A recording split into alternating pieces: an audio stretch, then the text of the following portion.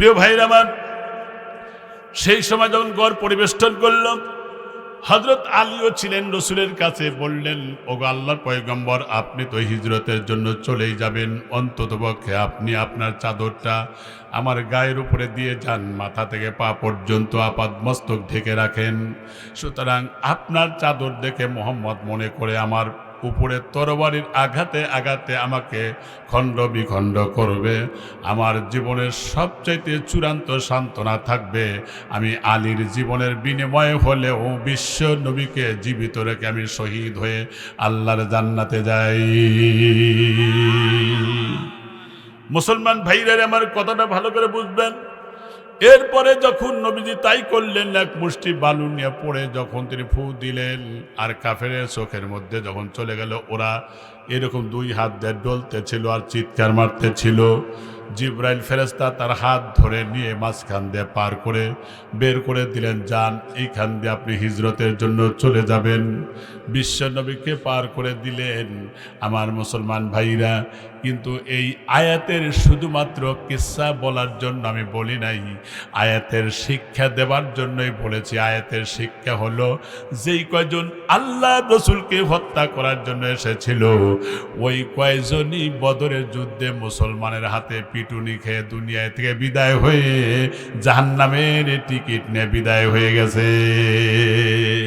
তাহলে বোঝা গেল, যারা আল্লাহ রসুলকে হত্যা করে ইসলামকে মিটিয়ে দিতে চেয়েছিল, তারা নিজেরাই আস্থা করে নিক্ষিপ্ত হয়ে গেছে। ঠিক কিনা? ফেরাউন চাইছিল মুসার দিন জানি প্রতিষ্ঠা পরিব্যাপ্ত না হয়, এই জন্য তিন দিক থেকেই তারা আক্রমণ করতেছিল, ডানে বামে পিছনে। সামনে হলো দরিয়া। যারা নতুন ঈমান এনেছিলেন তারা বললেন, মুসা ফালাম্মা তারা আল জামান, ওরা যখন জমা হয়েছিল আর ওরা যখন অস্ত্র নিয়ে আসতেছে লক্ষ লক্ষ মানুষ, বললেন, ইন্না লামুদরাকুন, ইন্না লামুদরাকুন, আমরা তো সব গ্রেফতার হয়ে গেলাম, আমরা তো সব ধরা পড়ে গেলাম। আর মুসা নবী কর্মীদেরকে সান্ত্বনা দিলেন, কাল্লা লা ইন্না মাইয়া রব্বি সাইয়াহদিন, না কোনো চিন্তা করো না, আল্লাহ আমাদের রাস্তার ব্যবস্থা করে দিবেন। বলেন, রাস্তা আল্লাহ কি করে দেন নাই? আল্লাহ রাব্বুল আলামিন বলেন, ফাআউহাইনা ইলা মূসা আনিদরিব বিআসাকাল বাহার, মুসা রে, তোমার লাঠি দিয়ে আঘাত করো। ফাফরুক বাইনাল জিবাল, একটা আঘাত করেছিলেন পাহাড়ের মতো উঁচু হয়ে, রাস্তা 12টা দাঁড়িয়ে গেছে।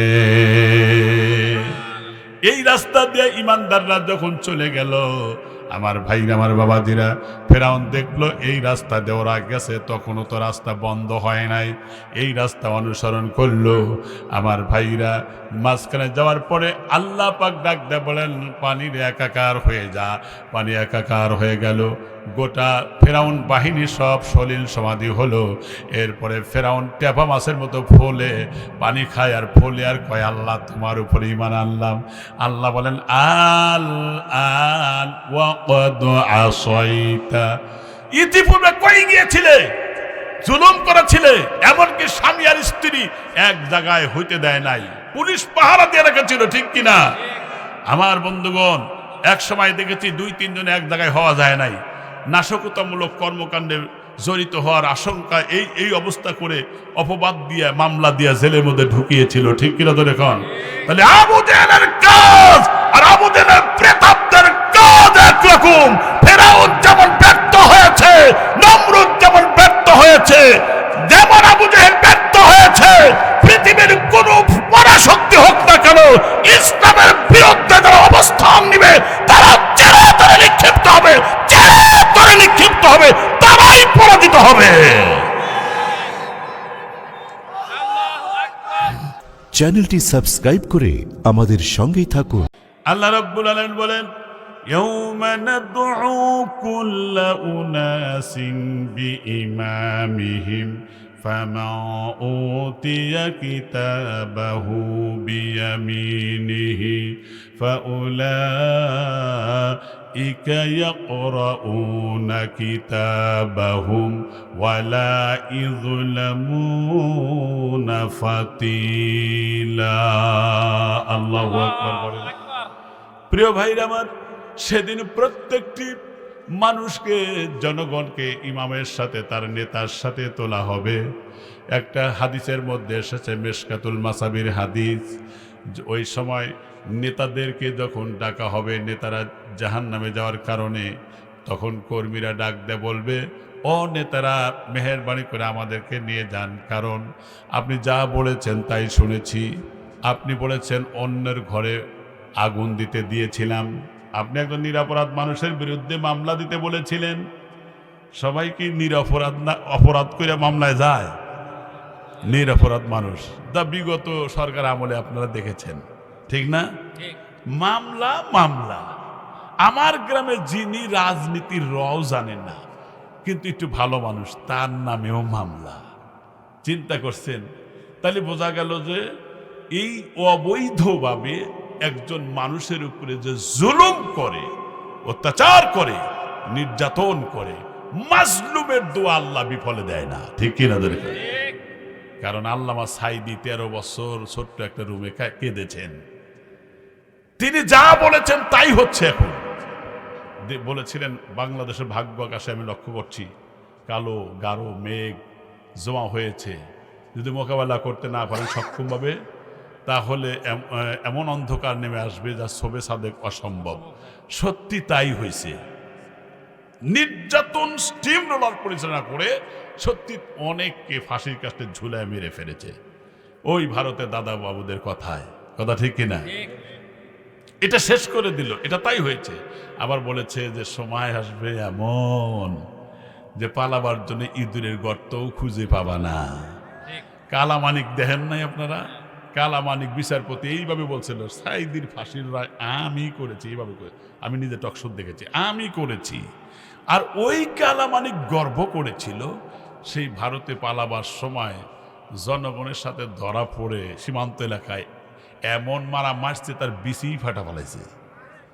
এমনকি কলা গাছের পাতার উপরে শুয়েছিল, যারা ফেসবুক দেখেছেন, শুয়েছিল। তাহলে এখন তোমাদের অবস্থান কোথায় গেল? ঠিক কিনা? এই জন্য আমি কিন্তু আসলে বলতেছি, যেটা জুলুম করে যারা, জুলুমটা ভালো না, এর পরিণতিও ভালো না। সব জিনিসের একটা পরিসমাপ্তি আছে না নাই? দুনিয়ারও তো পরিসমাপ্তি আছে, আছে না? আমার জন্ম হয়েছে, আমারও তো পরিসমাপ্তি হবে। রাসূল বললেন, আর দুনিয়া কলিল ফালিয়াধাকু ফিহা। নবীজি বললেন, দুনিয়া খুব অল্প সময়ের জন্য মানুষ হাসে এবং মানুষ আনন্দ করে, ফুর্তি করে, ফেস্টিভ্যাল করে। তবে শুনে রাখো, এমন একটা সময় আসবে, ফাইদান কাতাআতিদ দুনিয়া ওয়া সারু ইলাল্লাহ, যেদিন এই দুনিয়া ছেড়ে আল্লাহর সান্নিধ্যে চলে যাবে। ফাল ইস্তানিফুল বুকালা ইয়ানকাতিউ আবাদা, ওই দিন ওই পরকালের শুরু আছে যার শেষ নাই। আর দুনিয়ার জীবনে তোমরা জুলুম, অত্যাচার, নির্যাতন, আল্লাহর হুকুমের বিরোধী কাজ করার কারণে, কোরআনের কনস্টিটিউশন প্রতিষ্ঠার ক্ষেত্রে যারা বাধা হয়েছিল, তাগুতি শক্তি। কারণ কোরআন শুধু তেলাওয়াতের জন্য নাজিল হয় নাই, কোরআন নাজিল হয়েছে তার আইনকে বাস্তবায়ন করার জন্য, ঠিক কিনা? কিন্তু তাগুতি শক্তিরা তারা এটা বিশ্বাস করে নাই। তাগুত কারা, এটা তো বোঝা দরকার। সূরা নিসায় যান আপনি, ৭৬ নম্বর আয়াত। আল্লাহ রাব্বুল আলামিন বলেন, الذين آمنوا يقاتلون في سبيل الله والذين كفروا يقاتلون في سبيل الطاغوت। আল্লাহ পাক বলছেন, যারা ঈমানদার তারা যুদ্ধ করে আল্লাহর পথে। সুবহানাল্লাহ পড়েন। কার পথে যুদ্ধ করে? আল্লাহর পথে যুদ্ধ করে, দিন কায়েমের জন্য। বিশ্বাস করেন, নামাজ পড়েন, রোজা রাখেন, হজ করেন, যাকাত দেন, সদকা করেন, সব করেন, কিন্তু কোরআনের আন্দোলন করেন না, আপনার ইবাদত কবুল হবে না। কারণ কোরআনের আন্দোলন করাটাও ফরজ।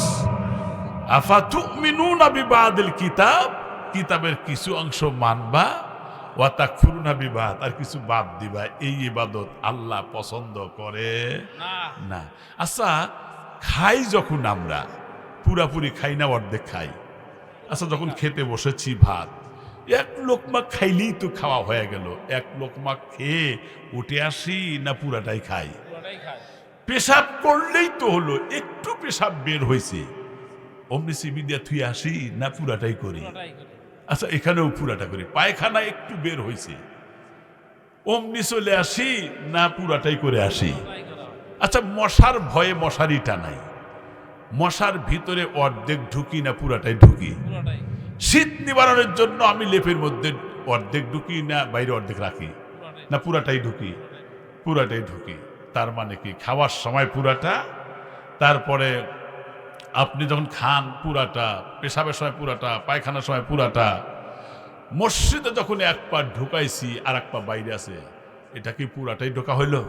তাহলে ওখানেই পুরাটা, জীবনের সব জায়গায় পুরাটা। আর ইসলামের আপনি অর্ধেক মানবেন, এটা আল্লাহ পছন্দ করে না।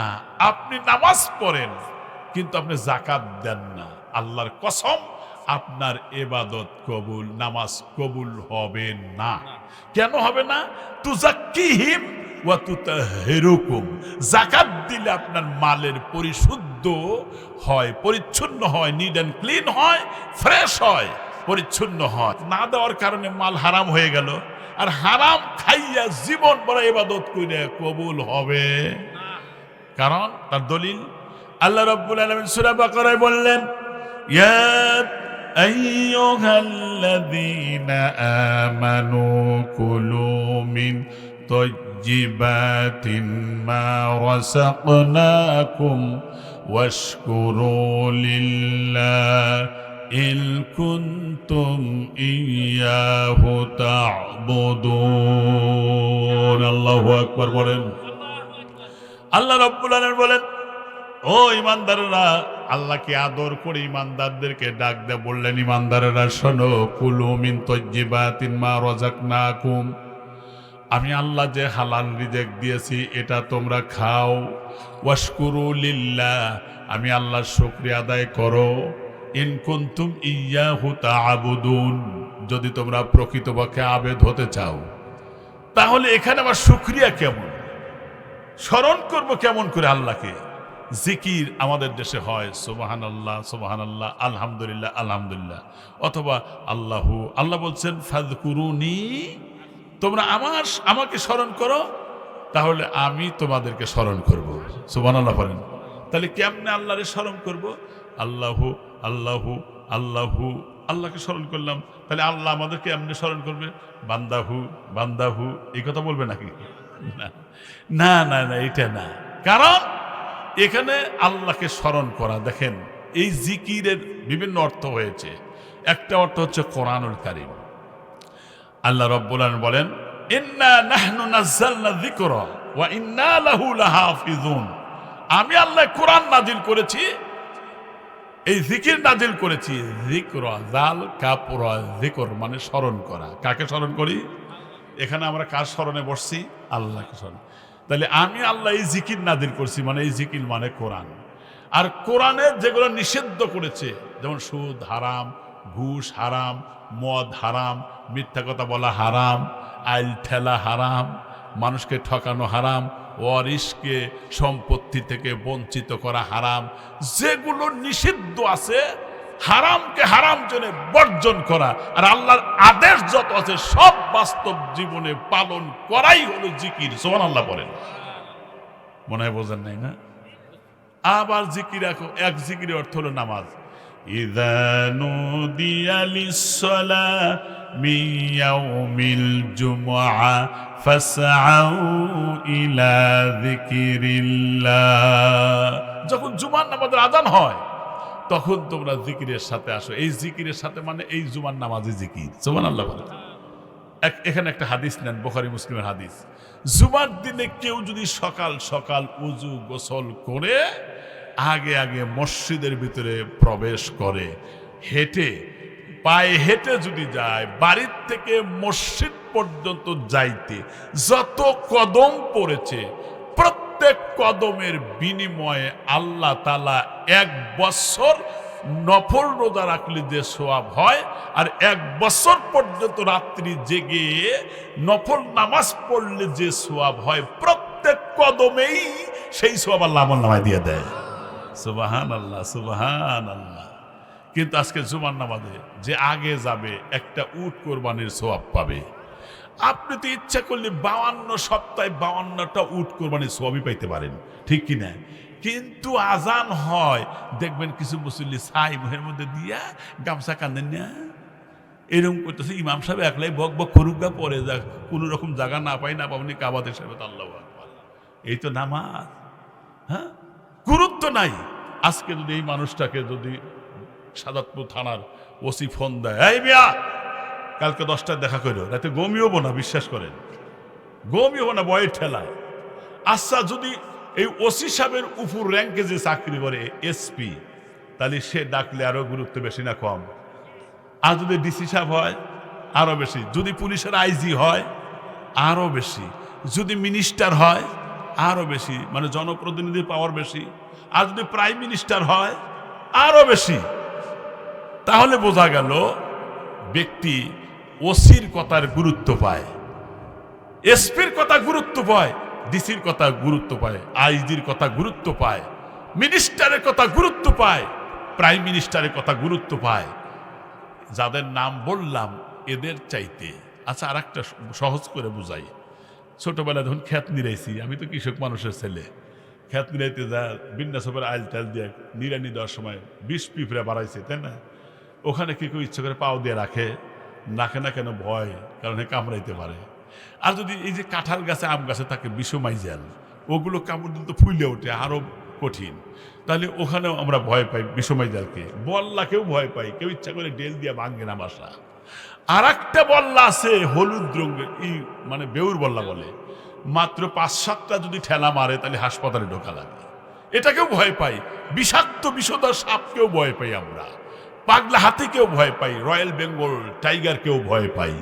তাহলে এই যে আমি বললাম পিঁপড়া, তারপরে মাইজাল, বল্লা, তারপরে বেউর বল্লা, বিষাক্ত সাপ, পাগলা হাতি, টাইগার, তারপরে OC, SP, DC, IG, minister, prime minister, এদের চাইতে আমার আল্লাহ ছোট না বড়? বুঝাবার জন্য বলতেছি, আল্লাহ বড়। তাহলে যে বড় তার কথার গুরুত্ব আরো কম না বড়? আরো বড়। তা কতটুকু আমরা দেই দেখে আমার কথার সাথে কাজে মিল আছে কিনা। প্রত্যেক দিন ওসি একবার ডাকলে পারেই পায়জামা গরম হয়ে যায়। আর প্রত্যেক দিন আল্লাহ মুয়াজ্জিনের মাধ্যমে 5 বার ডাকতেছে মাইক দিয়ে, হাইয়া আলাস সালাহ, নামাজে আসো। কে ডাকতেছেন? আল্লাহ ডাকতেছেন। মসজিদকে বাইপাস করে চলে যায়। তাহলে বোঝা গেল দুনিয়ার মানুষের ভয় আর গুরুত্ব তার কাছে পায়, আল্লাহর হুকুমের গুরুত্ব পায় না। এই ব্যক্তি খাঁটি ইমানদার না। আপনি লিখে রাখতে পারেন। ফতোয়া দিয়ে গেলাম। মনে করছেন দাড়ি রাখছি আর মাথায় টুপি দিয়ে জুম্মা করে গেলাম, ডিপ পারলাম, নামাজ কবুল হয়ে গেল। তো সোজা না, মামুর বাড়ি সবরি গলা না জান্নাতটা। প্রিয় ভাইরা, আমার কথাটা ভালো করে বুঝবেন। তাহলে আসেন মূল কথার দিকে। যেই কথা বলতেছিলাম আমার ভাইরা, কারণ আল্লাহ রব্বুল আলামিন আমাদের সৃষ্টি করেছেন, তাহলে আমাদের জীবনের অনেকের সিংহভাগ সময় পিছনে চলে গেছে। যেমন আমার বয়স হলো স্বাধীনতার 1 বছর পরে আমার জন্ম। স্বাধীন হয়েছে 71-এ, আমার জন্ম 72-এ। প্রিয় ভাইরা, তাহলে আমার 52-53 বছর বয়স হয়ে গেল, কারণ 70 বছর, 80 বছর, এত পর্যন্ত বয়স হয়ে গেল। আমার ভাইরা, আমি বুঝাবার জন্য বলতেছি, আপনি যখন বাড়িতে একটা ঘর দেন, তাহলে ওই ঘর দেওয়ার পরে কারেন্ট নেওয়ার জন্য কিন্তু দরখাস্ত করেন, ঠিক কিনা?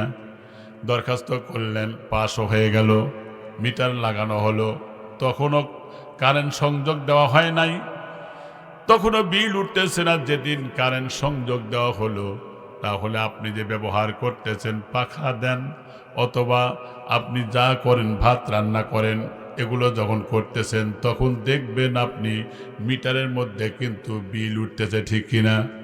1 মাস যেতে না যেতেই দেখা যাবে একজন এসে কারেন্ট বিল লিখে নিয়ে গেল, কত ইউনিট উঠেছে। তার কয়েকদিন পরে আর একজন বাউচার দিয়ে গেল। বাউচার মানে বিলের কথা কয় না, বাউচার হলো কারেন্ট বিলের কাগজ দিয়ে গেল। দেখবেন লাল কালিতে লেখা আছে এত এত তারিখের মধ্যে যদি বিল পরিশোধ করা না হয় তাহলে পূর্ব নোটিশ ছাড়াই সংযোগ বিচ্ছিন্ন করে দেওয়া হবে। এখন আমার প্রশ্ন হলো, 1 মাস 2 মাস কারেন্ট ব্যবহার করার পরে যদি বিল না দেওয়া হয়, লাইন বিচ্ছিন্ন করে দেয়। একজন মানুষ প্রত্যেক দিন 16 কেজি অক্সিজেন গ্রহণ করে। যারা হাসপাতালের আইসিইউতে ভর্তি হয়, যদি 1 সপ্তাহ থাকে তার কয় লাখ টাকা হয়। একটু ডাক্তারকে জিজ্ঞেস করেন অক্সিজেন কত করে কেজি। তাহলে সারা জীবন আপনি প্রতিদিন 16 কেজি করে অক্সিজেন গ্রহণ করলেন। তাহলে এই 16 কেজি যে অক্সিজেন গ্রহণ করেছেন, আজ পর্যন্ত কি জিব্রাইল ফেরেশতা বাউসার দিয়ে গেছে নাকি? অথবা আজ পর্যন্ত যে সূর্যের আলো ব্যবহার করতেছি, ও মুসলমান, এই সূর্যের আলো ব্যবহার করার কারণে জিব্রাইল তো এসে বাউসার দেয় নাই যে এতদিন পর্যন্ত যে সূর্যের আলো ব্যবহার করলা, আগামী 7 দিনের মধ্যে যদি বিল না দাও তাহলে তোমাদের জন্য সূর্যের আলো বন্ধ করে দেওয়া হবে। এটাও তো বলে নাই, ঠিক কিনা? এটাও বলে নাই। এই যে আল্লাহ দেওয়া চোখ দিয়ে দেখতেছি, আল্লাহ বিল নেয় নাই। হাত দিয়ে ধরি, বিল নেয় নাই। আল্লাহ পা দিয়ে চলার শক্তি দিয়েছেন, বিল নেয় নাই। আল্লাহর দেওয়া জমিনে চলি, বিল নেয় নাই। আল্লাহর দেওয়া গাছপালার ফল ফ্রুটগুলো আমরা খাই, বিল দেওয়া লাগে নাই। তবে বিল দেওয়া লাগে নাই, দুনিয়াতে লাগবেও না। তবে শুনে রাখেন, আল্লাহর এই নিয়ামত ভোগ করার পরে যদি আল্লাহর নাশকরি করি, তাহলে আমার আপনার কাছ থেকে পরকালে আল্লাহ রব্বুল আলামিন পাই পাই করে হিসাব নিবেন। ঠিক কিনা ধরে বলেন?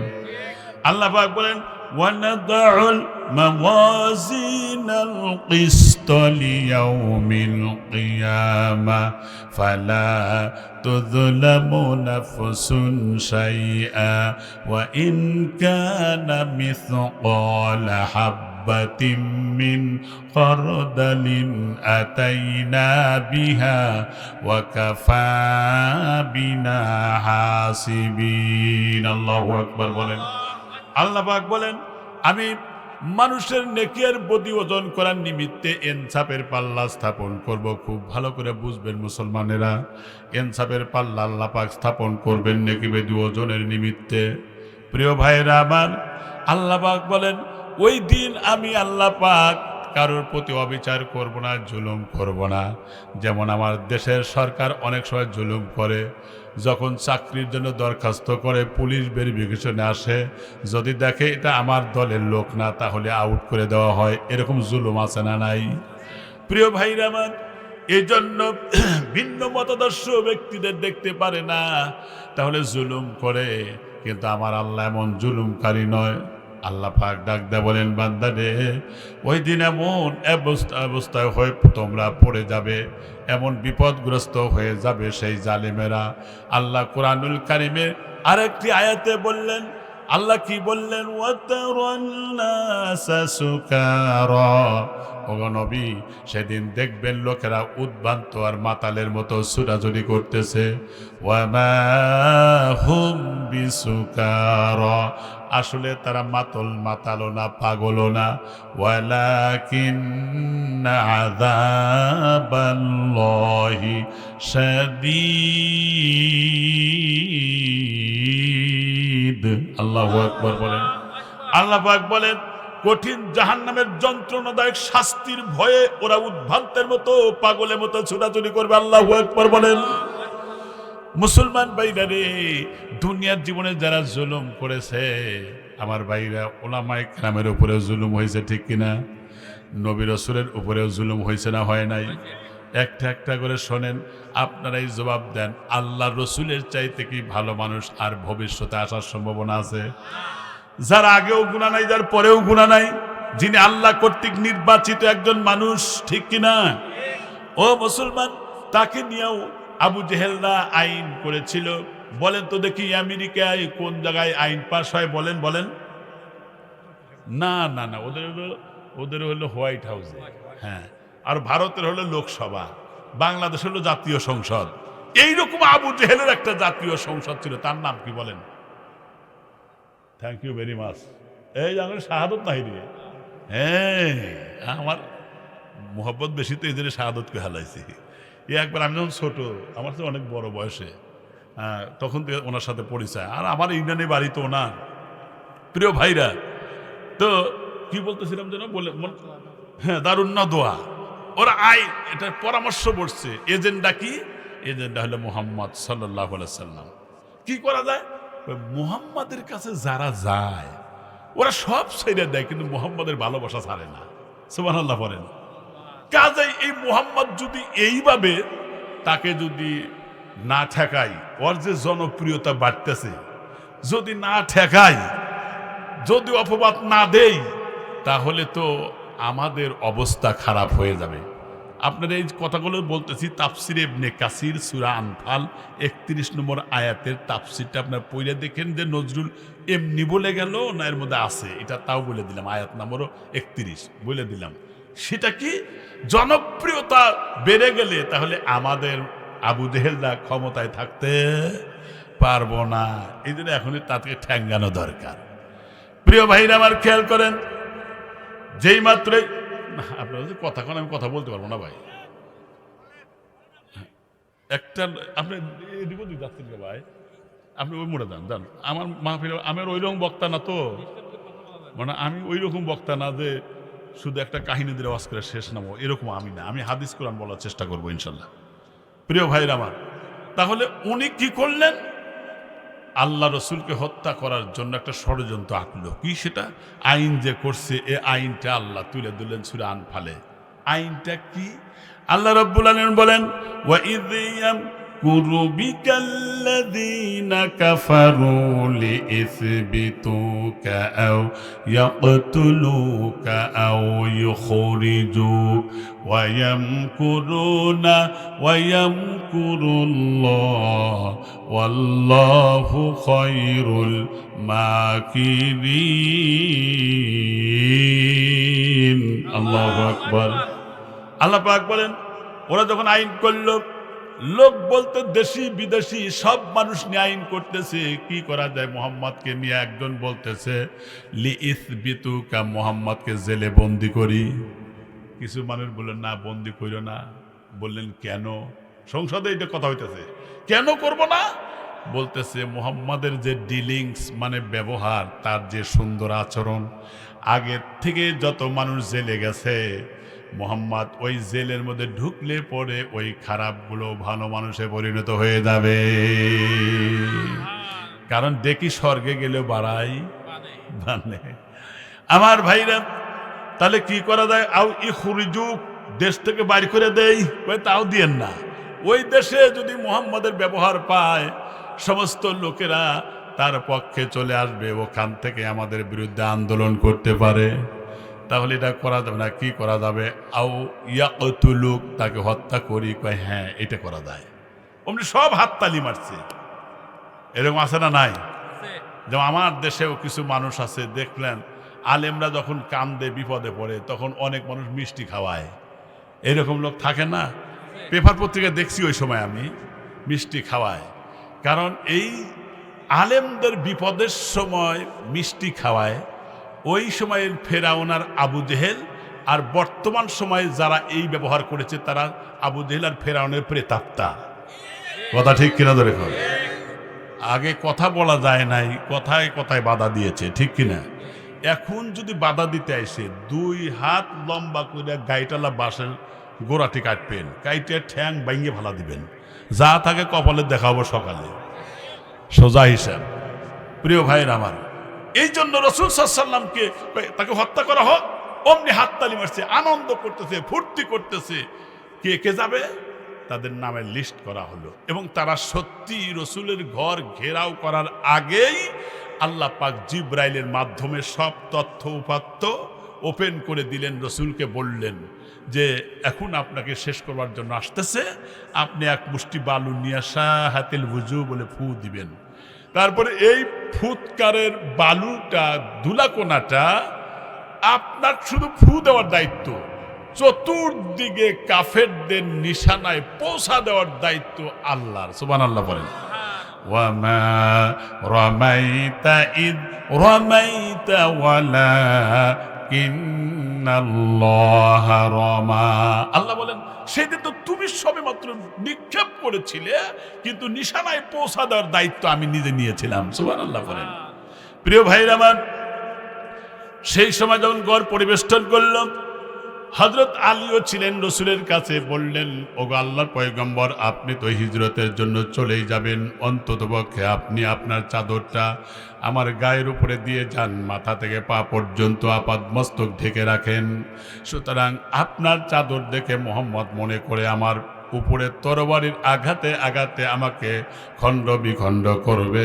আমার জীবনের সবচাইতে চূড়ান্ত সান্ত্বনা থাকবে, আমি আলীর জীবনের বিনিময়ে হলেও বিশ্ব নবীকে জীবিত রেখে আমি শহীদ হয়ে আল্লাহর জান্নাতে যাই।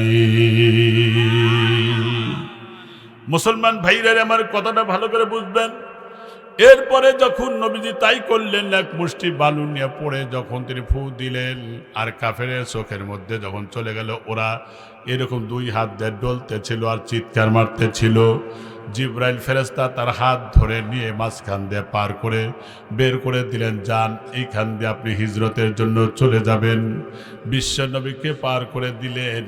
আমার মুসলমান ভাইরা, কিন্তু এই আয়াতের শুধুমাত্র কিসসা বলার জন্য আমি বলি নাই, আয়াতের শিক্ষা দেবার জন্যই বলেছি। আয়াতের শিক্ষা হলো, যেই কয়জন আল্লাহ রসুলকে হত্যা করার জন্য এসেছিল, ওই কয়জনই বদরের যুদ্ধে মুসলমানের হাতে পিটুনি খেয়ে দুনিয়া থেকে বিদায় হয়ে জাহান্নামের টিকিট নিয়ে বিদায় হয়ে গেছে।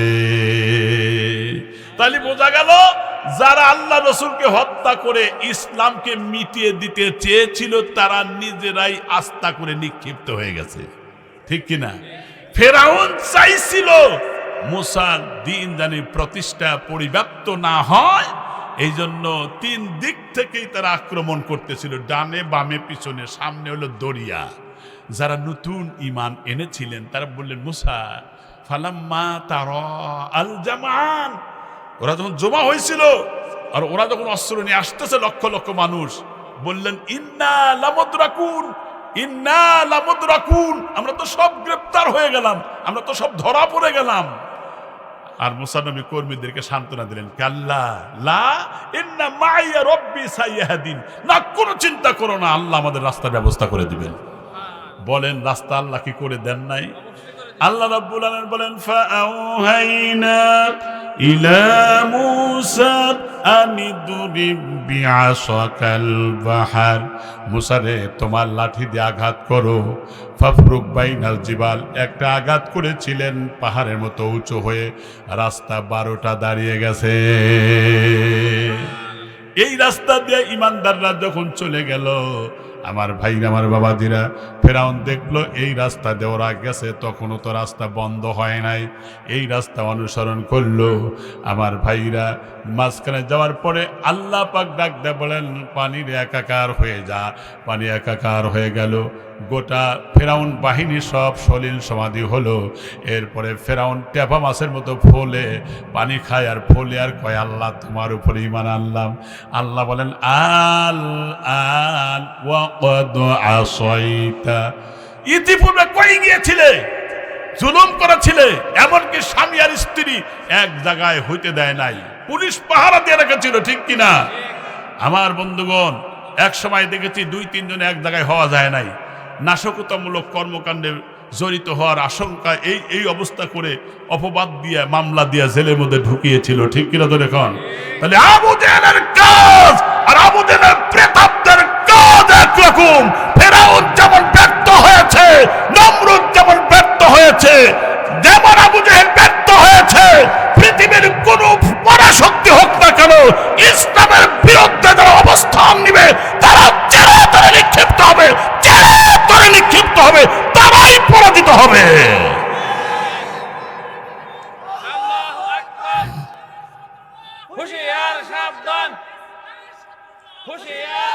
এই যে তাকবীর দিতেছেন, তাকবীর দিলেও আবু জেহেলের রক্ত হেদের মধ্যে টকবক করে। কথা ঠিক কিনা? যাদের খারাপ লাগবে মনে করবেন যে আবু জেহেলের বংশধর সেই, ফেরাউনের বংশধর সেই। কারণ তাকবীর এটা হলো আল্লাহর নাম উঁচা করা, মুসলিম শরীফের হাদিস আছে, খুব মজার হাদিস। কই মুসলিম শরীফের হাদিস এটা। এক লোকের আমল নামা ফাইল হবে 99টা। কয়টা? এক একটা ফাইল কত বড়? সাহাবীরা জিজ্ঞাসা করলেন, বললেন আসমান থেকে জমিন পর্যন্ত এক একটা ফাইল হবে। প্রশ্ন করতে পারেন তাহলে 99টা থুবো কোন জায়গায়? প্রশ্ন আসতে পারে না? হ্যাঁ, কিন্তু আল্লাহর জায়গার কি অভাব আছে? 13 লক্ষ পৃথিবীর সমান হলো সূর্য, 9,30,00,000 মাইল দূরে আছে। 13 লক্ষ পৃথিবী এক জায়গায় করলে সূর্য আটবে।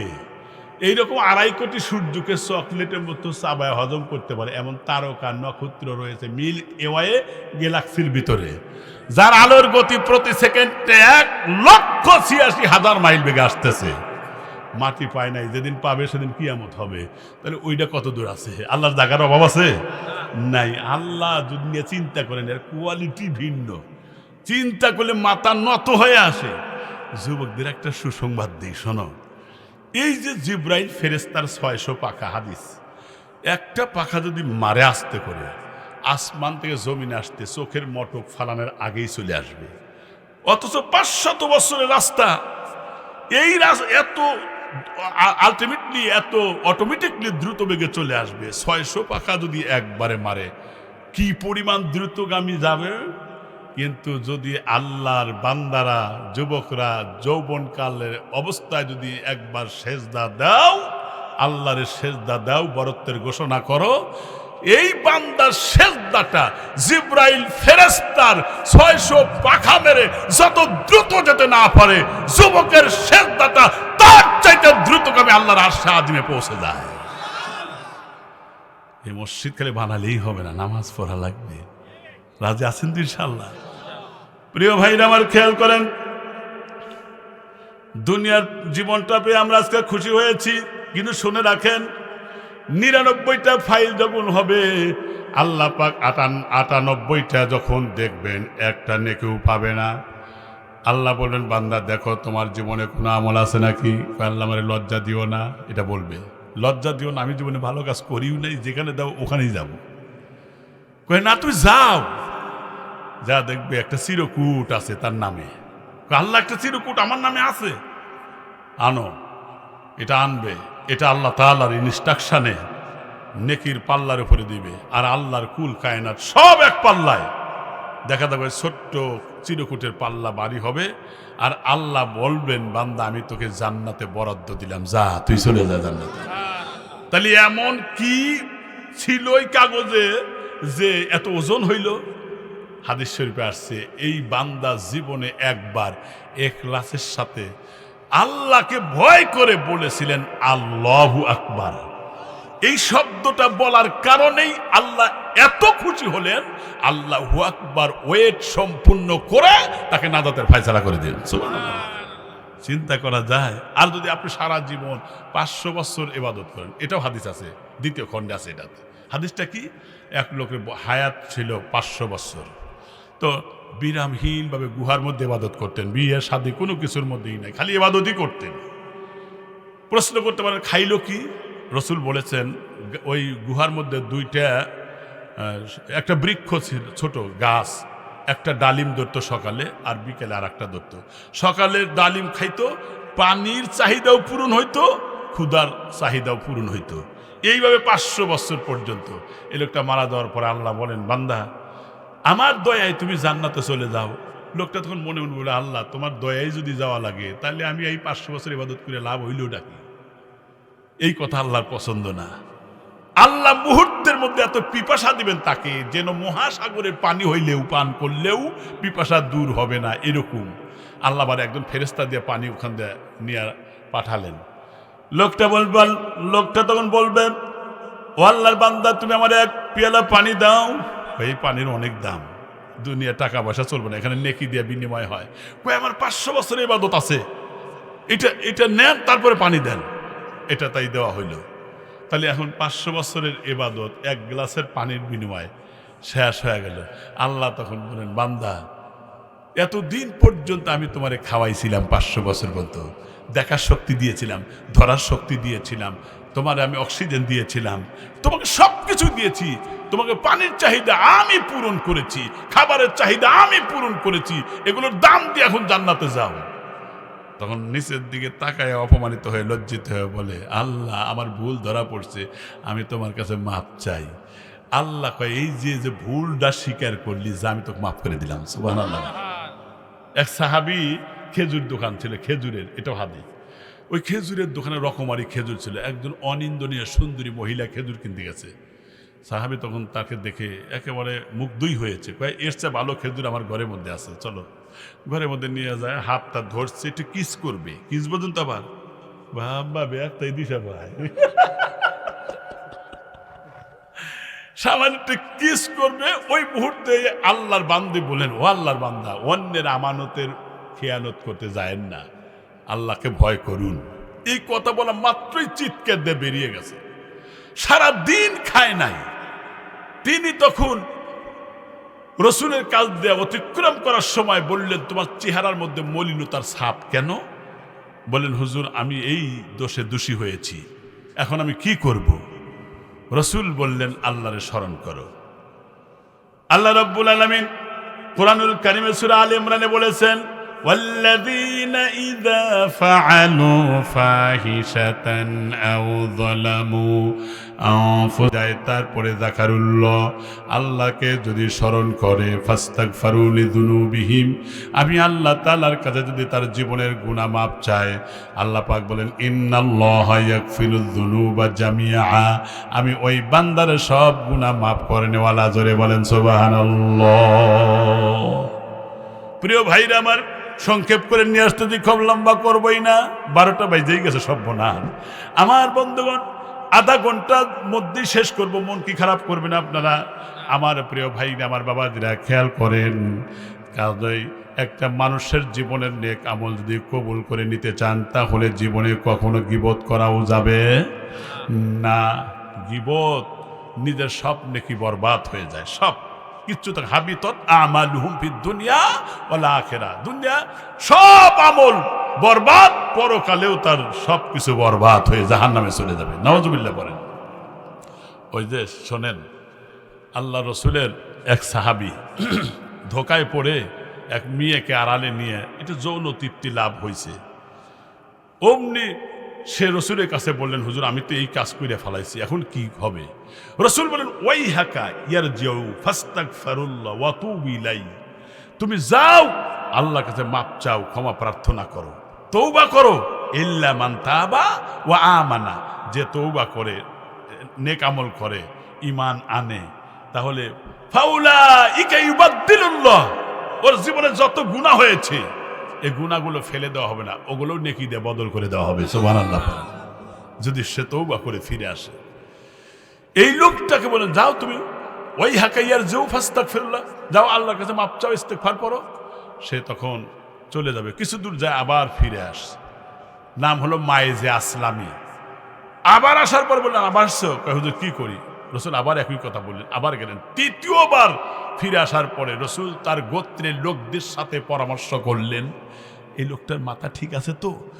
হ্যাঁ, লোকও ভদ্র এবং স্বাভাবিক এবং সুস্থ মস্তিষ্কে এবং শরীফ মানুষ, ভদ্র মানুষ, কিন্তু আসলে শয়তানের ধোকায় পড়েছে। তাই রসুল বললেন, তাহলে একে পাথর মেরে হত্যা করো। যখন তারে পাথর মেরে হত্যা করা হলো, নবীজি নিজে জানাজার ইমামতি করলেন। সুবহানাল্লাহ বলেন। নবী জানাজার ইমামতি করছেন, চারটিখানি কথা না, তার তো সৌভাগ্য ভালো। নিজে কবরে নামলেন, কবরের মধ্যে দিয়া বুকে হাত দিয়ে দোয়া করলেন, বিসমিল্লাহি ওয়া আলা মিল্লাতি রাসূলিল্লাহ, দোয়া করলেন। দাফন কাফন সম্পন্ন করে যখন আসতেছিলেন, আল্লাহর দুইজন রসুলের দুইজন সাহাবী একজন আর একজনকে বলতেছে, এই লোকটা গুনাহ করার পরে রসুলকে এসে বলেছে, যার কারণে তারে কুকুরের মতো পাথর মেরে হত্যা করা হলো, না বললে তো তাহলে সে জীবিত থাকতে পারত। রসুল এই কথাটা তার সহ্য হলো না। আল্লাহ রসুল চলে আসতেছিলেন, আসার সময় দেখলেন রাস্তার নিচে একটা মরা পচা গলিত গাধা পড়ে আছে। কোনো কোনো জায়গা দিয়ে পছন ধরে, সেখান দিয়ে পোকা কিলবিল করতেছে, দুর্গন্ধ ছড়িয়েছে। এমনকি অগ্নিজরা সূর্যের আলো যখন তার উপরে পড়ছে, টান টান হয়ে গেছে শুকিয়ে, ওই মুহূর্তে আল্লাহ রসুল বলেন আনদিল, যাও তোমরা নিচে চলে যাও, নামো। জি ফাতিল হিমার ফাকুলা মিনহু, ওই যে মরা গাদা পড়ে আছে ওই গাদাটা তোমরা কামড়া কামড়ায়া খাও। সাহাবীদ্বয় বললেন ইয়া রাসূলুল্লাহ ইয়া হাবিবাল্লাহ, মরা গাদা কি কখনো খাওয়া যায়? নবীজি বললেন কিছুক্ষণ আগেই তো তোমরা খাইলে। কেমনে খাইলাম ইয়া রাসূলুল্লাহ? ডাকতে বললেন কিছুক্ষণ আগেই তোমার ভাইয়ের কথা বললে যে এই লোকটা মানুষের কাছে বলার কারণে এই লোকটাকে কুকুরের মতো পাথর মেরে হত্যা করা হয়েছে, এটা এক ধরনের গীবত করেছো। শুনে রাখো, তোমরা জানো না ওই লোকটা যে তওবা করেছে, গোটা মক্কা মদিনার সমস্ত মানুষের মধ্যে যদি ভাগ করে দেওয়া যেত তাহলে সকলের জন্য নাজাতের জন্য যথেষ্ট হয়ে যেত। জোরে কোন সুবহানাল্লাহ। প্রিয় ভাই রে, উপায় নাই, কবর কিন্তু ছাড়বে না। এই জন্য গীবত জীবনে করবো না, অন্যের ক্ষতি করব না, আর নিজের বউরে বেপরদায় রাখবো না। 6 ধরনের মহিলা জাহান্নামে যাবে। কয় ধরনের? তার মধ্যে 1 নম্বর, যে মহিলা মাথার চুল খুলে বেপরদায় চলাফেরা করে। স্লিপ লিখবেন নাকি? আমি কিন্তু স্লিপ পছন্দ করি না, স্লিপ দিন থেকে দৌড়াবো। আমি শেষ করব খুব, আমি এই পয়েন্টে নিয়ে আসতেছি, কালেকশনও করবো, নো টেনশন। যারা দেয় নাই তাদের কাছে নেব, সভাপতি দেয় নাই কাইরিয়াসের হলে নেব। প্রিয় ভাইরা খেয়াল করেন, কোন পর্যায়ে এলাম? হ্যাঁ হ্যাঁ, মাথার চুল খুলে বেপর্দা হয়ে রাস্তাঘাটে চলে। ওই যে মাথার চুল খুলে পরপুরুষকে দেখায়, প্রত্যেকটা চুল বিষাক্ত বিষধর সাপ হয়ে গলায় পেঁচিয়ে ধ্বংসন করবে। একটা ধ্বংসনের কারণে 70 বছর পর্যন্ত কাল কাল করে কেটে যাবে। লাইয়ামতু ফিহা, সেখানে মরবে না, খালি শাস্তি পেতে থাকবে। তাহলে মাথার চুল খুলে রাখা, বেপর্দায় চলা জাহান্নামে যাওয়ার 1 নম্বর কারণ। মা বোনরা যারা শুনতেছেন, এই হাদিসটা শুনে আপনারা আমল করেন, পরপুরুষকে দেখাবেন না, বেপর্দায় থাকবেন না। যেই ঘরের মধ্যে সতর খোলা থাকে, হাদিস, সে ঘরে আল্লাহর রহমতের ফেরেশতার আগমন হয় না। এই জন্যই বাপ বেটায় মিল থাকে না, স্বামী স্ত্রীর মধ্যেও মিল থাকে না, প্রতিবেশীর সাথেও ভালোবাসা থাকে না, আত্মীয় স্বজনের সাথেও দৃষ্টের দূরত্ব সৃষ্টি হয়। যে কারণে রহমত আসে, ওই ঘরে যদি কোরআন তেলাওয়াত হয় তাহলে 72টা রহমত নাজিল হয়। কিন্তু এই কোরআন শরীফ ঘর থেকে আউট করে দিয়া, যেটা দিয়া গজব আসে ওই জিনিস ঘরের মধ্যে ঢুকাইছে, ঢুকাইয়া পূর্ণ দৈর্ঘ্য ছায়াছবি, তারপরে জি বাংলা, স্টার জালসা, এই সমস্ত দৃশ্য হাবিজাবি দেখার কারণে ওই ঘরে রহমত উঠে গেছে। এই জন্য ছেলেরা মা বাবার কথাও আর শোনে না। কথা ঠিক কিনা? একটা হাদিস মনে পড়লো, রাসূল সাল্লাল্লাহু আলাইহি ওয়াসাল্লাম একবার খাদিজাকে বললেন, খাদিজা, আমি তো ইদানিং ভয়ে জড়সড় হয়ে যাচ্ছি। কেন? বললেন, আমি যেদিকে তাকাই আমি একটা মানুষ দেখতে পাই যা জীবনেও কখনো তারে দেখতাম না আগে। বামে তাকাই তাকেই দেখি, উপরে তাকাই তাকেই দেখি, পিছনে তাকাই তাকেও দেখি, আমার যেদিকে চোখ দেয় সেদিকে তাকেই দেখি শুধু। রসুলকে বললেন, আপনি আমার কোলের মধ্যে বসেন। খাদিজার কোলের মধ্যে রসুল বসলেন। তখন খাদিজার মাথায় এরকম চুল ঢাকা ছিল ওই কাপড় দিয়া। কোলের মধ্যে বসালেন, আর খাদিজা তখন ওই ঘরের মধ্যে পর্দার পরিবেশে এইরকম করে চুল বাইর করে দিলেন, আর বললেন, দেখেন তো যাকে দেখেন এখন দেখা যায় কিনা। ডানে বাই সামনে পেছনে তাকায় দেখেন না, আর দেখা যায় না। রসুলকে বললেন, আপনি আমার কোল থেকে উঠে দূরে দাঁড়ান। রসুল একটু ফাঁকে দাঁড়াইলেন। এরপর খাদিজা আবার মাথার উপরে কাপড় এনে ঢাকলেন। এখন দেখা যায়? হ্যাঁ, এখন তাকে দেখা যায়। খাদিজা বললেন, টেনশন নাই আপনার, চিন্তা নাই আপনার, কারণ আমি বেপর্দা হয়ে দেখলাম। কারণ রহমতের ফেরেশতা বেপর্দায় আর সতর খোলা থাকলে সেখানে আগমন হয় না। এই জন্য প্রমাণ করলাম যে এটা শয়তান আসে না অন্য কি আসে, নিঃসন্দেহে আল্লাহর রহমতের ফেরেশতা। সুবহানাল্লাহ বলেন। তাহলে সতর ঢাকা থাকলে পরে আল্লাহর রহমতের ফেরেশতার আগমন হয়, সেই বাড়িতে আল্লাহর অবারিত রহমত নাজিল হয়। সুবহানাল্লাহ বলেন। এই জন্য মা বোনদেরকে বলি, আপনারা কখনো সতর খোলা রাখবেন না। মাথার চুল থেকে পায়ের তালু পর্যন্ত আপনাদের সতরের অংশ। 1 নম্বর গেল। নাম্বার 2, রসুল বলেছেন, যেই মহিলাটা স্বামীর সাথে তর্ক বিতর্ক করে, অসম্মান করে, অশ্রদ্ধা করে, আল্লাহর কসম রসুল বলেছেন ওই স্ত্রী মারা গেলে স্বামী অসন্তুষ্ট থাকার কারণে জাহান্নামে যাবে, তার নামাজ রোজা কাজে লাগবে না। আর যে স্ত্রী মারা গেল তার আচরণে স্বামী সন্তুষ্ট ছিল, আল্লাহর ওয়াদিন দাখালাল জান্নাহ, রসুল বলেছেন সে নারী জান্নাতে চলে যাবে। সুবহানাল্লাহ বলেন, পরিষ্কার হাদিস এটা। নাম্বার তিন হচ্ছে যেই নারী অপবিত্র থাকার পরে পবিত্রতা অর্জন করতে আলসেমি করে, গরিমসি করে, এ নারী জাহান্নামে যাবে। আর যেই নারী অন্যের ভালো দেখে তার সহ্য হয় না এবং দান কইরা খোটা দেয়, এ নারী জাহান্নামে যাবে।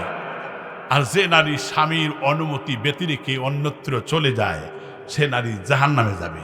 প্রিয় ভাইরা আমার, এই জন্য নারীদের জান্নাতে যাওয়ার একবারে সহজ উপায় চারটি। কয়টি? 1 নম্বর, আল মেরাতুস ইজা সাল্লাত খামসাহা, যদি 5 ওয়াক্ত নামাজ পড়ে, ওয়া সামাত শাহরুহা, রমজানের রোজা রাখে, ওয়া আহসানাত ফারজাহা, সতীত্বের হেফাজত করে, ওয়া তাআত বালাহা, স্বামীর আনুগত্য করে, ফাল তাদখুলিল জান্নাহ, রাসূল বলেছেন এই নারী জান্নাতে প্রবেশ করবে। সুবহানাল্লাহ। আর পর্দা, এটা হলো ফরজ, এটা ফরজ দায়িত্ব। মেয়েদের জান্নাতে যাওয়া সহজ। একবার ফাতেমা রাদিয়াল্লাহু তাআলা আনহা, তার স্বামী হলো আলী, যুদ্ধের ময়দান থেকে চলে আসছেন। আসার পরে বলতেছে, আমি খুব ক্লান্ত, 1 পেয়ালা পানি দাও। আমাদের যেমন ঘরের মধ্যে পানি, ট্যাপে পানি, টিউবওয়েলে পানি, ওই রকম ব্যবস্থা ছিল না। অনেক দূরে পানি আনতে গেছে, এসে দেখে ক্লান্ত হওয়ার কারণে ঘুমায় গেছে। প্রিয় ভাইরা আমার, ফাতেমা চিন্তা করলেন যেভাবে ঘুমিয়ে গেছে আলী, এখন যদি আমি ডাক দেই তাহলে তার ঘুমে ডিস্টার্ব হয়ে যায়, আবার পানি থুইয়া যদি আমি ঘুমায় যাই তাহলে স্বামীর সময় মতো না পাইলে তো আমার পরকালের জীবনটা অন্যরকম হয়ে যাবে। কি করি, তাই সিদ্ধান্তহীনতায় ভুগতেছিলেন। এমন সময় দেখা গেল পানি নিয়ে দাঁড়িয়েছিলেন, চোখের মধ্যে ঘুম এসেছে, ঢুলুঢুলু করছে। প্রিয় ভাইরা, দীর্ঘ রাত পর্যন্ত থাকলেন। যখন আজান শুরু হয়ে গেল, মনে করলেন তাহাজ্জুদের আজান, যেহেতু মক্কা মদিনায় তাহাজ্জুদের আজান হয়। কিন্তু যখন আসসালাতু খায়রুম মিনান নাওম বলা হলো, একথা বলার সাথে সাথে আলী ঘুম থেকে জেগে দেখে ফাতেমা থরথর করে কাঁপতেছে, পানি হাতের মধ্যে। বললেন, ফাতেমা কেন দাঁড়িয়ে আছো? বলেন, স্বামী আমার সেই যে আগ রাতে পানি চেয়েছিলেন, পানি এনে দেখে আপনি ঘুমিয়েছেন। বললেন, পানি রেখে তুমি ঘুমাইলে পারতে। কয়, না স্বামী, আমার আব্বার কাছে আমি যে কথাগুলো শুনেছি, স্বামী যদি অসম্মানিত হয়, স্বামী যদি রাগ করে স্ত্রীর উপরে, তাহলে তো তার জীবনটা জান্নাতের পথ রুদ্ধ হয়ে যাবে। সেই জন্য পানি নিয়ে দাঁড়িয়ে আছি, একটু দয়া করে পানিটা আপনি পান করেন। তারপরে পানি নিলেন, পান করলেন, আবার পানি এনে দিলেন, উজু করে 2 রাকাত নামাজ আদায় করলেন। আল্লাহ রসুলের আমার ভাইরা সাহাবী আলী 2 রাকাত নামাজের সেজদারত অবস্থায় বলতেছেন, রব্বুল আলামিন, আল্লাহ নবীর দেহের অংশ, কলিজার টুকরা, নয়নের পুতুলি ফাতেমা আমার সাথে যে ব্যবহারটা করেছে, আমি দারুণ খুশি হয়েছি। আল্লাহ এই আমলের কারণে তাকে জান্নাতের নারীদের নেত্রী বানায় দিও। আর বললেন, তুমি রাত পর্যন্ত দাঁড়িয়েছিলে, তোমার আব্বা রসুলকে বলো না। কয়, না বলবো না, আপনিও বলেন না। কয়, ঠিক আছে। ফজরের নামাজে গেলেন, যেই মসজিদে ইমামতি করছেন বিশ্ব নবী। এরপরে নামাজের শেষে প্রত্যেক দিন মুসল্লির দিকে ঘুরে বলতেন, তোমরা যদি কেউ কোনো স্বপ্ন দেখে থাকো বলো, আমি সেই স্বপ্নের ব্যাখ্যা করে দেই। কিন্তু সেদিন তা না বলে বললেন, আলীকে আসো, লাব্বাইক ওয়া সাদাইক ইয়া রাসূলুল্লাহ, আমি হাজির আছি। এরপরে তিনি বললেন, চলো তোমার বাসায় যাব। সাহাবায়ে কেরামের মধ্যে দিয়ে এমন দ্রুতগামী যেতেছিলেন, কোনো সাহাবীর পায়ের সাথে নবীর পা লেগে যায়। সাহাবায়ে কেরাম আশ্চর্য হলেন, এভাবে তো নবীজি কখনো যায় না। তারপরে ফাতেমার দরজায় নক করেন, ফাতেমা দরজা খোলো। ফাতেমা অ্যাস্টনিশ হয়ে গেল, কারণ এত সকালে তো আমার আব্বা আমার বাড়িতে কখনোই আসে নাই, না জানি কোন বিপদ হয়েছে। ওই মুহূর্তে ডাক দিয়ে বললেন, যেই মাত্র দরজা খুলে দিলেন, নবীজি মুস্কি হাসি দেয়া সালাম দিলেন। ফাতেমা সালামের উত্তর দিলেন। এরপরে বললেন, গত রাত্রে তুমি পানি নিয়ে দীর্ঘ সময় কি দাঁড়িয়েছিল? কয়, আপনার জামাই কি বলেছে নাকি? কয়, না না, বলে নাই। তুমি স্বামীকে সম্মান আর ভক্তি করতে গিয়ে রাত ভরা পানি নিয়ে দাঁড়িয়েছিলে। আর আলী পানি পান করে সেজদারত অবস্থায় তোমার জন্য দোয়া করেছে, জিব্রাইল ফেরেশতা আমার কাছে সব তথ্য সরবরাহ করেছে, স্বামীর দোয়ার কারণে তুমি জান্নাতের নারীদের নেত্রী হয়ে গেছো। আমার মা বোনেরা, আপনারাও যদি স্বামীর আনুগত্য করেন, আপনারা যদি স্বামীর মর্জি মোতাবেক চলেন, তাহলে আপনারাও ফাতেমার সঙ্গে জান্নাতি হতে পারেন। সেই জন্য আপনারা কখনো বেপরদাও হবেন না, স্বামীর সাথে দুর্ব্যবহার করবেন না। আবার স্বামীরা কখনো স্ত্রীর বউ পিটাবেন না, সাবধান। বউ পিটানো যায়, তার কারণে বউ মারা যায়।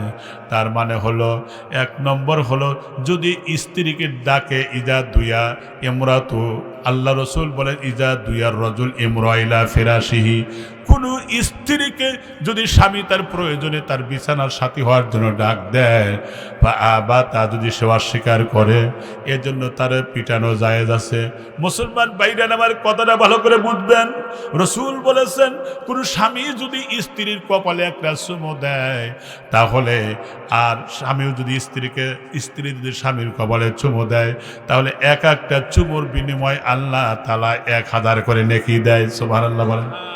এরপরে নবীজি বলেছেন, কোনো স্বামী যদি স্ত্রীকে 1 লোকমা খানা খাওয়ায় দেয়, স্ত্রীও স্বামীকে 1 লোকমা খানা খাওয়ায় দেয়।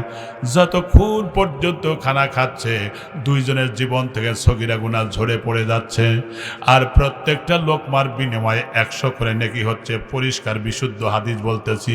প্রিয় ভাইরা আমার, আল্লাহ রসুল বলেছেন, কোন স্বামী আর স্ত্রী যদি গভীর রাতে ওঠে দুজন 2 রাকাত নামাজ আদায় করে, প্রিয় ভাইরা, ওই ঘরে আল্লাহর একজন রহমতের ফেরেশতা দোয়া করার জন্য পাহারাদারি করে। আর একটা হাদিসের মধ্যে পড়েছি, যদি স্বামী আর স্ত্রী মিলনের আগে যদি 2 রাকাত নামাজ পড়ে মিলন করে, প্রতিবার মিলনের বিনিময়ে 1টা করে উট কোরবানির সওয়াব হবে। রসুল বলেন, কোন স্বামী যদি স্ত্রীর নিচে ঠোঁটে চুমু দেয়, তাহলে একটা কবুলিয়াত উমরার সওয়াব আল্লাহ তার আমলনামায় দেয়। নেকি কামাই করে কত সহজ রে ভাই। সেই জন্য এ যুবকেরা, রাত জেগে তোমরা কেন মোবাইল ইসরা দেখো আর তোমার চরিত্র নষ্ট করো? The crown and glory, life and character. মানুষের জীবনের সবচেয়ে দামি জিনিস হলো চরিত্র। Money is loss, nothing is loss. টাকা হারালে তেমন ক্ষতি হয় না, কামাই করলে পুনরায় পাওয়া যায়। Health is loss, something is loss. স্বাস্থ্য হারালে কিছু ক্ষতি হয়, যেমন হীনমন্যতা, দুর্বলতা, শৈথিল্যতা। বাট কিন্তু এই লোকটা চিকিৎসা করলে ভালো হতে পারে। But character is loss, everything is loss. মানুষের চরিত্র যদি হারায় যায়, তার বাকি সব কিছু হারায় গেল, আর কিছুই থাকলো না। ঠিক না ব্যাঠি? এ যুবক, কবরকে ভয় করো। এ যুবক, তোমাদের ছোট্ট একটা কথা বলে দেই। বিশ্বনবী যখন সাহাবীদেরকে নিয়ে সফরে বের হলেন, কথাটা ভালো করে শুনে যান, বের হলেন, একটা কবরের পাশ দিয়ে যাওয়ার সময় নবীজি একটা কবরের দিকে তাকালেন।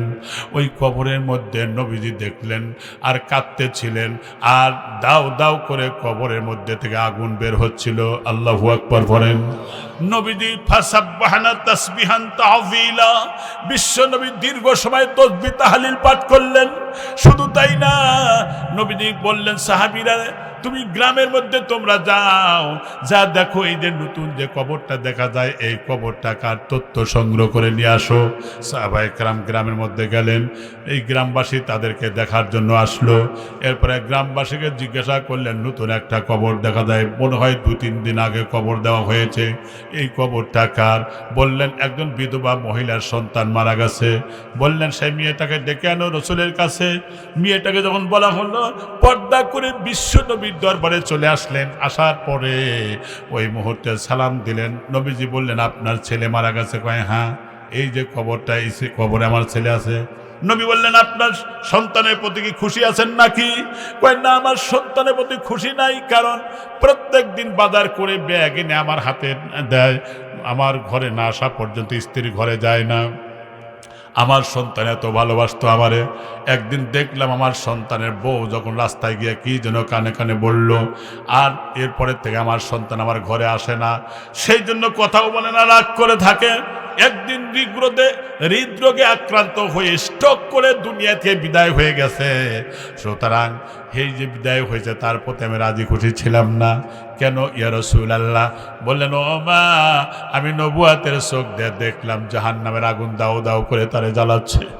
মা তো সব কন্যার তার দিলটা নরম হয়ে গেল, আর ডাক দিয়ে বলেন, ও গো আল্লাহর পয়গম্বর, একটু দয়া করে বলেন তো দেখি কি করলে আমার সন্তানের মাফ হয়ে যাবে।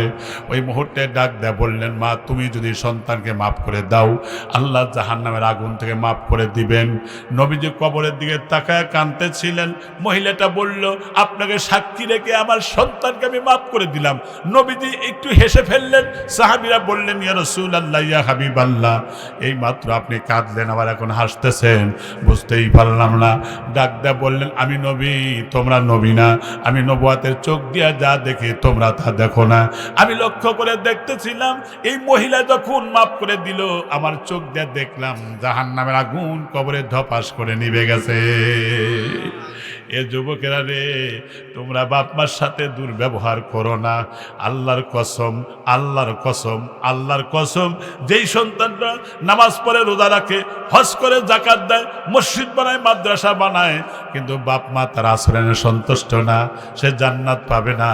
কারণ রসুল বলেছে, রকিমা আনফু সুম্মা রকিমা আনফুন সুম্মা রকিমা আনফুন, ওই ব্যক্তি ধ্বংস হোক, ওই ব্যক্তি ধ্বংস হোক, ওই ব্যক্তি ধ্বংস হোক। সাহাবী বলেন, মান কিলা ইয়া রাসূলুল্লাহ, কার ধ্বংসের জন্য বদদোয়া করছেন?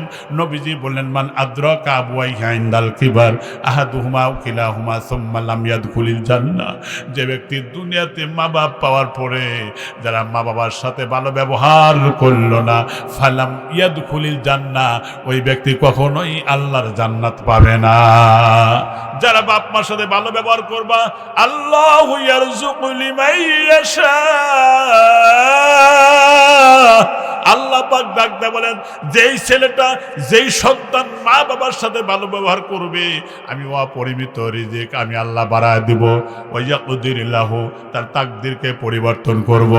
ইন্নাল্লাহা আলা কুল্লি শাইইন কাদির, আমি আল্লাহ সব বিষয়ের উপরে ক্ষমতাবান। প্রিয় ভাইরা, আর একটা কথা বলেই শেষ করব। সেই কথা হলো, আব্দুল হক মুহাদ্দিস দেহলভী রাহমাতুল্লাহি আলাইহি একজন এশিয়া মহাদেশের মধ্যে সবচাইতে বড় শাইখুল হাদিস এবং অত্যন্ত যোগ্য মানের বুজুর্গ একজন আলেম মুহাদ্দিস ছিলেন। উলামায়ে কেরাম তার ব্যাপারে ভালো জানেন। আমার ভাইরা, তার এলাকার মধ্যে একজন ধনী মানুষ ছিল, চাকরিজীবী, কিন্তু লোকটা নেককার ছিল। এই লোকটার কাছে একজন সব দিন চাইতে আসে, সাহেল আসে ওই গ্রাম থেকেই। তখন প্রত্যেক দিন তারে দেয়, বিরক্ত হয় না। টানা দীর্ঘদিন দিলেন, কিন্তু একদিন যায়, দুদিন যায়, তাকে আর দেখা গেল না। লোকটার নিজের তথ্য নেওয়ার জন্য তার বাড়িতে চলে গেল। যা দেখে লোকটা বিছানায় শুয়ে আছে, একবারে দুর্বল হয়ে গেছে অসুস্থতার কারণে। বললেন, আমি তোমারে না পেয়ে তোমারে পৌঁছা দিয়ে গেলাম, তবে তুমি সুস্থ হইলে তুমি আবার যাবে। প্রিয় ভাইরা আমার, এইভাবে আরো 2 দিন পার হওয়ার পরে ধনী লোকটা শুনলো সেই গরিব লোকটার শরীর খারাপ হয়ে তিনি মারা গেছে। তিনি সেই জানাজায় চলে গেলেন, এমনকি জানাজার নামাজের শরীক থাকলেন। স্বেচ্ছায় তিনি কবরে নামলেন, দোয়াও করলেন, বিসমিল্লাহি ওয়া আলা মিল্লাতি রাসূলিল্লাহ, এই দোয়া করলেন। এরপরে বাঁশ দিয়া, তালাই দিয়া, তারপরে মাটি দিয়া দোয়া করে চলে আসলেন। কিন্তু প্রিয় ভাইরা আমার, পরের দিন অফিসে যাবে, তার কাগজের উপরে ইনস্পেকশন হবে, কিন্তু সেই কাগজটা খুঁজে পাচ্ছে না। তখন চিন্তা করলো, আমার পকেটে কাগজ ছিল, নিশ্চয়ই কবরের মধ্যে পড়ে গেছে, এখন কি করা যায়? তাই আবার মুহাদ্দিস দেহলভী রাহমাতুল্লাহি আলাইহির কাছে গেলেন। সেখানে যাওয়ার পর বললেন, কি করব আমি এখন, বলেন। ডাক দিয়ে বললেন, তুমি যাও, রাতের অন্ধকারে একাকী তুমি নিজে চলে যাও, সেখানে কাউরে বলো না, বিভ্রান্তি সৃষ্টি করো না। তুমি আগে দেখো, মাটি সরায় দেখো ওর মধ্যে আছে নাকি। মাটি সরায় 2-3টা বাস সরায় টর্চ লাইট মারলো। টর্চ লাইট মেরে লক্ষ্য করে দেখলো যে সেখানে কাগজটা পড়ে আছে। আরো 2-3টা বাস সরায় দিয়া ভিতরে মাথা ঢুকা দিয়া যখন কাগজটা তুলে আনতেছিলেন, ওই মুহূর্তে আর একটা বাঁশের ফালটার সাথে তার একটু আঁচ লেগেছিল। আগুন যেমন হাতে পড়লে চিৎকার মারে, পুরানি উঠে যায়, এইভাবে চিৎকার দিয়ে দৌড় দিয়ে রাস্তায় এসে পড়ে গেল। লোকেরা পানি ডালে, লোকেরা আশেপাশ থেকে চলে আসলো, বাড়ি পর্যন্ত পৌঁছা দেওয়া হলো। সুদীর্ঘ একটা সপ্তাহ যখন পার হয়ে গেল, কিন্তু তার শারীরিক অবনতি ক্রমান্বয়ে আরো বেশি হতেছিল, এমন চূড়ান্ত পর্যায়ে কষ্ট হতেছিল, কান্না বন্ধ হয় না। পাড়া প্রতিবেশীরা তখন বলল, গ্রাম থেকে তাড়িয়ে দেওয়া দরকার, যেহেতু এই লোকের কারণে আমরা অতিষ্ঠ হয়ে গেলাম। প্রিয় ভাইরা আবার ওই মুহূর্তে কাউকে কিছুই বলে না, কিন্তু লোকটা মনে মনে সিদ্ধান্ত নিল, অন্তত পক্ষে আমি আত্মহত্যা করে দুনিয়ায় এই কষ্টটা আমি দূর করে দেই। কিন্তু পরক্ষণে চিন্তা করলো, না না না, দুনিয়া কয়দিনের, কিন্তু পরকাল তো চিরদিনের জন্য হবে। পরকালে ভয়াবহ অবস্থার দিনে আমি বিপদে পড়ব। আম্মাদান আয়েশা বলেছিলেন আল্লাহ রসুলকে, ওগো আল্লাহর পয়গম্বর, পরকালের অবস্থা কেমন হবে? নবী বললেন, ইয়াকুলু ইয়াহশুরুন নাস ইয়াউমাল কিয়ামা হুফাতান উরাতান গুরলা। আয়েশা রে, পরকালে সমস্ত মানুষদের তোলা হবে খালি পায়ে, উলঙ্গ, খাতনাবিহীন অবস্থায়। ওই সময় আয়েশা বললেন, আর রিজালু ওয়ান নিসাউ জামিআ, নারী আর পুরুষদেরকে কি এইভাবে তোলা হবে নাকি? বললেন, হ্যাঁ হবে। আম্মাজান বলেন, ইয়ানদুরু বাদুহুম ইলা বাদ, একজন মানুষ যদি আর একজন মানুষের দিকে তাকায়, যৌন অঙ্গ দেখে ফেলে, তাহলে কি পরিস্থিতি হবে? আল্লাহ রসুল বলেন, ইয়া আয়েশা, আল আমরু আসাদ্দু মিন আইয়ানদুরা বাদুহুম ইলা বাদ। আয়েশা রে, ওই দিন একজন মানুষ আরেকজন মানুষের দিকে তাকান তো দূরের কথা, ভয়ের কারণে ওদের চক্ষু স্থির হয়ে যাবে, 40 বছর পর্যন্ত উপরের দিকে তাকায় থাকবে, গার বাঁকা হবে না। আল্লাহু আকবার জোরে বলেন। ফাইযা বারিকাল বাসার ওয়া খাশাফাল কমার ওয়া জুমিআশ শামসু ওয়াল কমার, চাঁদ সূর্য সব আলো হারিয়ে ফেলবে, চক্ষুটা স্থির হয়ে যাবে।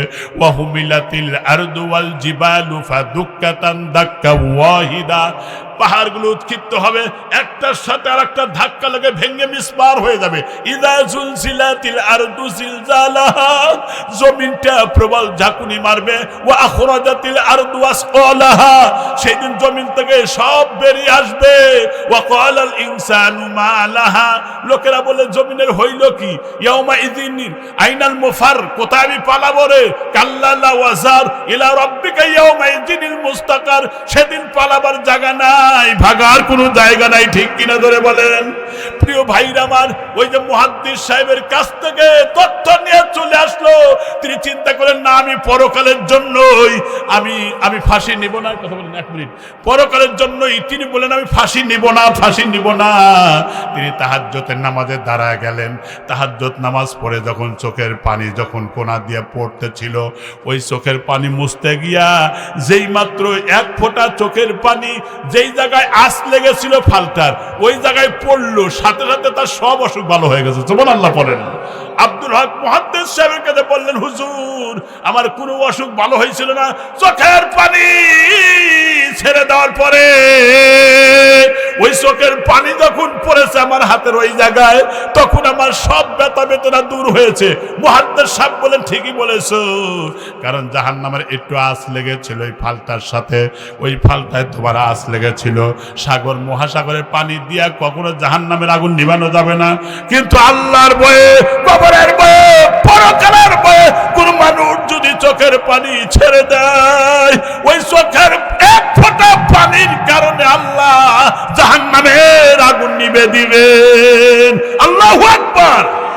অনেকের মা নাই, বাবা নাই, মান বানা লিল্লাহ মাসজিদান বানাল্লাহ বাইতান লাহু ফিল জান্নাত, যে ব্যক্তি আল্লাহর ঘর মসজিদ বানায়, আল্লাহ তার জন্য জান্নাতে ঘর বানায়া দেন। সুবহানাল্লাহ পড়েন।